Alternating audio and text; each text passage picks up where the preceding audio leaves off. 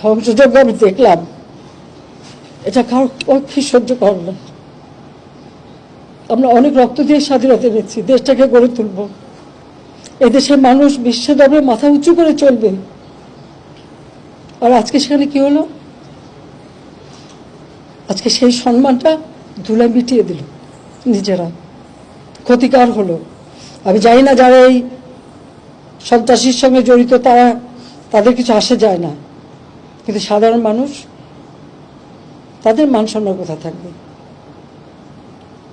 আরো দুঃখের বিষয় হলো, লন্ডন থেকে নির্দেশ যায় যেখানে যেখানে বাঙালি আছে সেখানে সেখানে আন্দোলন করতে হবে। আর এই আন্দোলন করতে যে তাদের অবস্থাটা কি?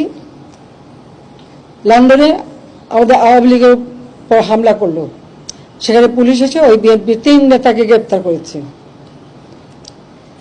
ইউএইতে